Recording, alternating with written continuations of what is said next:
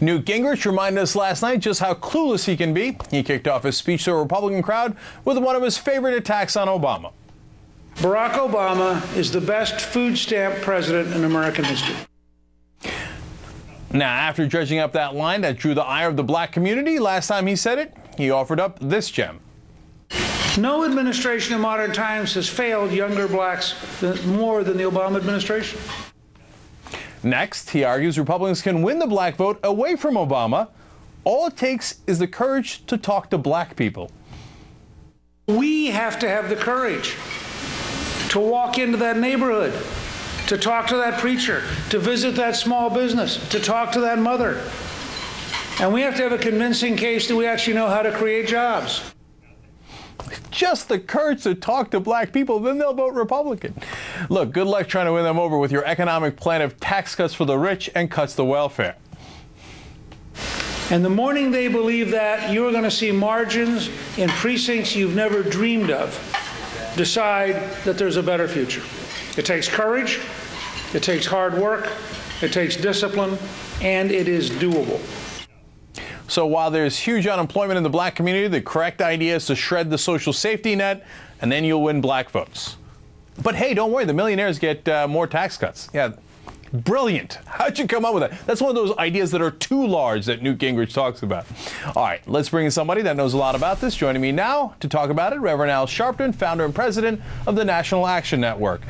What do you think, Reverend Sharpton? Who's better suited to serve African Americans as president, Newt Gingrich or Barack Obama? Well, I'm sure that you're ending tonight's show with comedy. I mean, that's not even a close call. But I think that when you look at what Mr. Gingrich is saying, look at it now on a day that you have two Republicans walking out of the negotiations on the debt, saying that under no circumstances can we talk about rich people paying more taxes.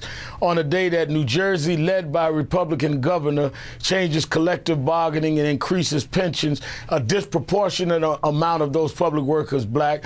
Look at what Republican governors have done from Indiana to Wisconsin to Ohio, all across the country. He wants to walk into a black community and give that argument where we have had the disproportionate injury from the Republicans that have just won in the midterm elections. We don't even have to go back far. Just look at the last 30 to 60 days. And I think that he either assumes that we are stupid or he assumes that he's just trying to throw something out there to the media to cover the fact that his campaign is falling apart.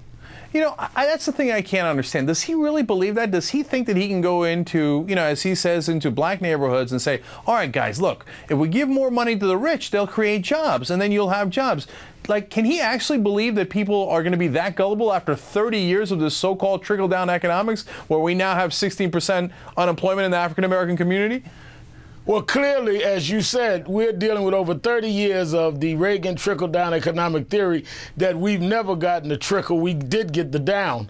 And I think that the other thing that we've got to look at here, though, let's remember just yesterday in the Wall Street Journal, Karl Rove wrote about if we get a percentage of the black vote in North Carolina to go down, we can win North Carolina. So I think what Newt Gingrich and Karl Rove and others are very subtly putting out there is they're hoping to suppress the black vote, hope to suppress later the Latino vote and other voters by blaming things on President Obama and acting like they're appealing to us and offering us absolutely nothing. In fact, the policies that they're raising does great injury to us, and I think that they underestimate us. I spoke here in Chicago at two national black gatherings today, the Alpha Psi Alpha and the National Black Publishers, newspaper publishers. I saw the enthusiasm high for President Obama because people are clear as to why we are in the shape that we're in,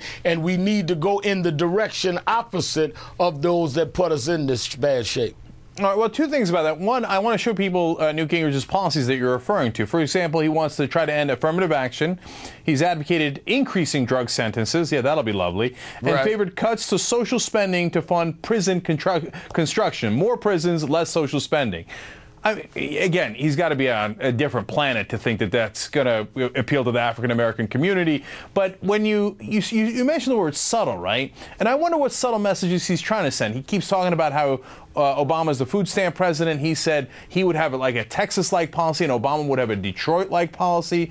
And then one other thing, the Kenyan line always gets me. He said, what if Obama is so outside our comprehension that only if you understand Kenyan anti-colonial behavior can you begin to piece together his actions? That is the most accurate predictive model for his behavior. When you put all this stuff together, Reverend Sharpton, what do you think? Is this a dog whistle to some of his other voters saying, hey, I'm on your side and you know which side that guy's on?